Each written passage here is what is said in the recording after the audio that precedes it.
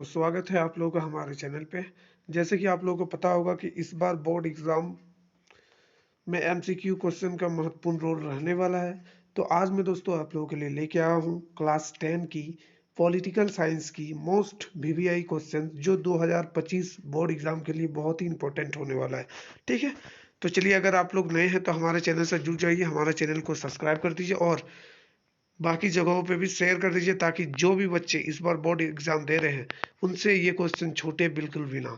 ठीक है, अगर आप लोगों ने इन सारे क्वेश्चन को कर लिया तो एग्जाम में आप लोगों का क्वेश्चन छूटेगा ही नहीं। ठीक है, तो चलिए शुरुआत करते हैं पहले नंबर क्वेश्चन से। ठीक है, पहला नंबर क्वेश्चन क्या है? लोकतंत्र में सत्ता की साझेदारी की आवश्यकता किस कारण से है? देखिए, लोकतंत्र में सत्ता की साझेदारी की आवश्यकता किस कारण से है? ऑप्शन नंबर ए, समानता की पोषक शासन प्रणाली। ऑप्शन नंबर बी, व्यक्तिगत स्वतंत्रता की सुरक्षा। ऑप्शन नंबर सी, स्थानीय स्वशासन की विकास। ऑप्शन नंबर डी, उपयुक्त सभी। ठीक है, तो यहाँ पे आप लोगों का राइट आंसर होगा ऑप्शन नंबर डी, उपयुक्त सभी। चलिए, अब देख लेते हैं अगले क्वेश्चन को। अगला क्वेश्चन क्या पूछा है कि भारत में संपूर्ण देश की सरकार को क्या कहते हैं? देखिए, पूरे भारत की सरकार को क्या कहते हैं? वैसे तो भारत, मान लीजिए ये भारत है। ठीक है, एक सेकंड, एक सेकंड।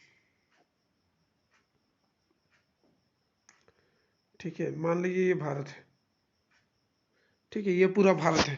ठीक है, तो पूरे भारत में जितने भी राज्य हैं, जैसे छोटे छोटे राज्य हैं, तो उन राज्यों को हम लोग क्या बोलेंगे? राज्य सरकार। और पूरे राज्यों को मिला के जो एक संघ बनता है तो उसको हम लोग, पूरे देश की सरकार को बोलते हैं संघ सरकार। ठीक है, जिसको हम लोग केंद्र सरकार भी बोलते हैं। क्या बोलते हैं?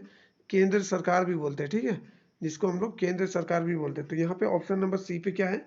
केंद्र सरकार। तो आप लोगों का राइट आंसर हो जाएगा ऑप्शन नंबर सी। ठीक है, चलिए अब देख लेते हैं अगले क्वेश्चन को। अगला क्वेश्चन क्या पूछ रहा है कि भारतीय संविधान में अधिकारों की सूचियां हैं। देखिए, हम लोगों को पता होगा कि, हम लोग को पता है, ठीक है, कि भारत में संविधान में नागरिकों को कुछ अधिकार दिए गए हैं। ठीक है, तो वो सारे अधिकार कितने नंबर सूची पे हैं? ठीक है, 2, 3, 4 या 5? तो यहाँ पे आप लोगों का राइट आंसर हो जाएगा ऑप्शन नंबर बी, 3। 3 सूचियों में। ठीक है, 3 सूची है उसका। चलिए, अब देख लेते हैं अगले क्वेश्चन को। अगला क्वेश्चन क्या है कि भारतीय संसद में कितने सदन है? देखिए, संसद में कितने सदन है, सदन पूछा गया है। ठीक है, तो सदन का मतलब क्या है? भारत में 2 सदन है। एक है उच्च सदन, ठीक है, उच्च सदन, और दूसरा है निम्न सदन। ठीक है, निम्न सदन। ठीक है, हाँ, तो उच्च सदन में राज्यसभा होता है और निम्न सदन में लोकसभा होता है, यानी कि टोटल 2 सदन है। ठीक है, याद रखिएगा, उच्च में राज्यसभा और निम्न में लोकसभा। ठीक है, चलिए, तो यहाँ पे आप लोग का राइट आंसर हो जाएगा ऑप्शन नंबर बी, 2। ठीक है, कितने सदन है? 2 है।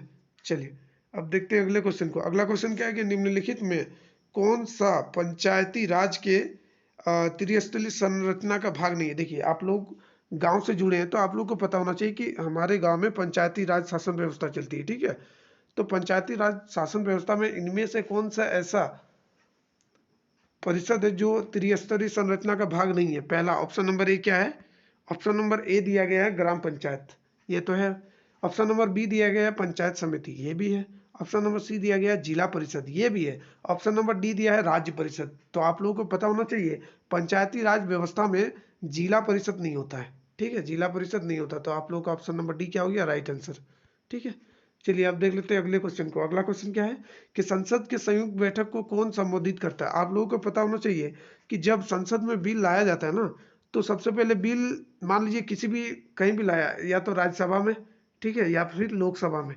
ठीक है, एक सेकंड, या फिर लोकसभा में। ठीक है, राज्यसभा या लोकसभा में कहीं भी लाया, लेकिन अगर ऐसा हो जाए कि राज्यसभा में बिल पास हो गया, ठीक है, लेकिन लोकसभा में पास नहीं हुआ, ठीक है, दोनों में असहमति हो गया, तो ऐसे स्थिति में क्या किया जाता है ना, संयुक्त बैठक बुलाई जाती है। क्या बुलाई जाती है? संयुक्त बैठक। ठीक है, और इस बैठक को बुलाते कौन है? इस बैठक को बुलाते हैं कौन, बताइए? इस बैठक को बुलाते हैं अध्यक्ष। ठीक है, लोकसभा अध्यक्ष। ठीक है, लेकिन जो बैठक होता है ना, संयुक्त बैठक, तो उस बैठक का संबोधित कौन करता है? तो उस बैठक को संबोधित करता है राष्ट्रपति। ऑप्शन नंबर सी क्या हो जाएगा? राष्ट्रपति करता है। ठीक है, चलिए अब देखते हैं अगले क्वेश्चन को। अगला क्वेश्चन क्या है कि संघात्मक शासन व्यवस्था में, देखिए संघात्मक शासन व्यवस्था में क्या होता है? समस्त शक्ति संघ में केंद्रित रहती है। ऑप्शन नंबर बी, समस्त शक्ति संघ की इकाइयों में केंद्रित रहती है। ऑप्शन नंबर सी, समस्त शक्ति संघ एवं उसकी विभिन्न इकाइयों के मध्य विभाजित रहती है। ऑप्शन नंबर डी, कुछ शक्ति संघ में तथा अधिक शक्तियां संघ की इकाइयों के पास रहती है। देखिए यहाँ पे आप लोगों का राइट आंसर हो जाएगा ऑप्शन नंबर सी, समस्त शक्ति संघ एवं उसकी विभिन्न इकाइयों के मध्य विभाजित होते हैं। ठीक है, चलिए अब देखते हैं हम लोग अगला क्वेश्चन को। अगला क्वेश्चन क्या है, सत्ता की साझेदारी का नैतिक तर्क क्या है। देखिए सत्ता की साझेदारी का नैतिक तर्क क्या है। ऑप्शन नंबर ए, ये सत्ता का क्षेत्र वितरण है। ऑप्शन नंबर बी, ये लोकतंत्र की आत्मा है। ऑप्शन नंबर सी, ये राजतंत्र की आत्मा है। ऑप्शन नंबर डी, इनमें से कोई नहीं। तो यहाँ पे राइट आंसर हो जाएगा ऑप्शन नंबर बी, ये लोकतंत्र की आत्मा है। ठीक है, चलिए अब देखते हैं अगले क्वेश्चन को। अगला क्वेश्चन क्या है कि भारतीय शासन प्रणाली कैसा है। ऑप्शन नंबर ए, संघात्मक है। ऑप्शन नंबर बी, ना तो संघात्मक है ना एकात्मक है। ऑप्शन नंबर डी, अर्ध संघात्मक है। ऑप्शन नंबर डी, एकात्मक है। तो यहाँ पे राइट आंसर हो जाएगा ऑप्शन नंबर ए, भारतीय शासन प्रणाली एक संघात्मक शासन प्रणाली का उदाहरण है। ठीक है, चलिए देखते हैं अगला क्वेश्चन। अगला क्वेश्चन क्या पूछा है कि बेल्जियम की सीमा किस देश के साथ लगती है। देखिए बेल्जियम की सीमा इनमें से किस देश के साथ लगती है। Option number A, New Zealand. Option B, Germany. Option C, France. Option D, उपयुक्त सभी। तो यहाँ पे राइट आंसर हो जाएगा option number C, France. France के साथ बेल्जियम की सीमा लगती है। ठीक है, चलिए अगला क्वेश्चन क्या है कि भारत का पड़ोसी द्वितीय देश कौन सा है। देखिए भारत का पड़ोसी द्वितीय देश पूछा है। तो option number A, Bangladesh. Option B, Nepal. Option C, Pakistan. Option D, Sri Lanka. तो यहाँ पे राइट आंसर हो जाएगा आप लोगों का option number D, Sri Lanka Bharat का पड़ोसी द्वितीय देश, मतलब यहाँ पे द्वीपीय देश है। ठीक है, एक सेकंड, यहाँ पे थोड़ा सा मिस्टेक है, एक सेकंड, यहाँ पे होगा, सॉरी, हाँ यहाँ पे द्वितीय नहीं, यहाँ पे द्वीपीय होगा। ठीक है, द्वीपीय मतलब द्वीप में जो है। ठीक है, तो श्रीलंका एक ऐसा देश है जो द्वीपीय देश है और पड़ोसी देश है भारत का। ठीक है, option number D right answer. चलिए अब देखते हैं अगला क्वेश्चन को। अगला क्वेश्चन क्या है कि सरकार के अंग है। देखिए सरकार के अंग में क्या क्या आता है। ऑप्शन ए, कार्यपालिका। ऑप्शन बी, न्यायपालिका। ऑप्शन सी, विधायिका। ऑप्शन डी, उपयुक्त सभी। तो यहाँ पे राइट आंसर हो जाएगा आप लोगों का ऑप्शन नंबर डी, क्योंकि इसमें सभी आता है। ठीक है, चलिए अब देखते हैं अगले क्वेश्चन को। अगला क्वेश्चन क्या है कि भारतीय संसद के कितने अंग है। देखिए यहाँ पे समझने की बात है, संसद, ठीक है, ये रहा संसद। तो संसद का कितना पार्ट होता है, 3 पार्ट होता है। ठीक है, एक में राज्यसभा, एक में लोकसभा और लास्ट में राष्ट्रपति होता है, प्रेसिडेंट। ठीक है, यानी संसद के कितने भाग होते हैं, 3 भाग होते हैं। ठीक है, राज्यसभा में बिल पारित हुआ, फिर लोकसभा में, और फाइनल मंजूरी कौन देता है, राष्ट्रपति देता है। ठीक है, चलिए तो इसका राइट आंसर क्या हो जाएगा, ऑप्शन नंबर बी 3। ठीक है, भारतीय संसद के कितने अंग हैं, 3 अंग हैं। चलिए अगला क्वेश्चन देखिए।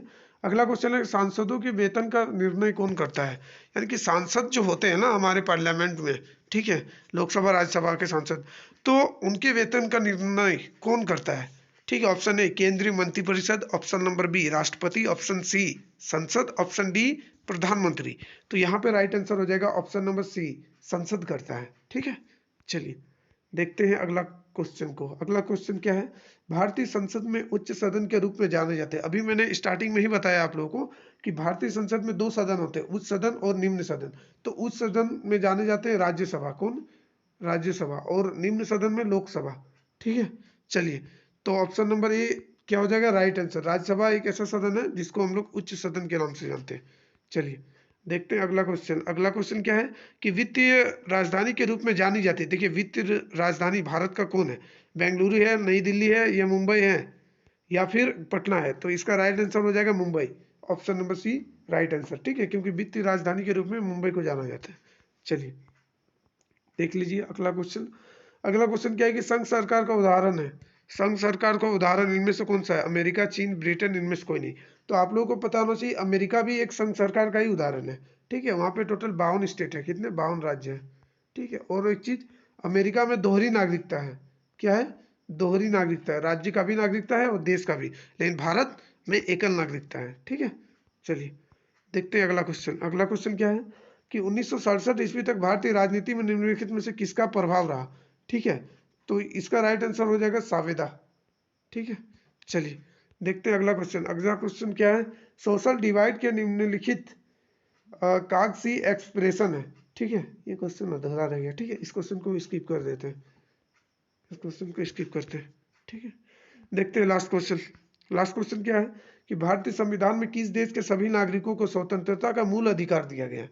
बताइए, बहुत ही इंपॉर्टेंट क्वेश्चन है। तो यहाँ पे राइट आंसर क्या होगा? ऑप्शन ए अनुच्छेद 15, ऑप्शन बी अनुच्छेद 17, ऑप्शन सी अनुच्छेद 19, ऑप्शन डी अनुच्छेद 21। तो यहाँ पे राइट आंसर हो जाएगा ऑप्शन सी अनुच्छेद 19।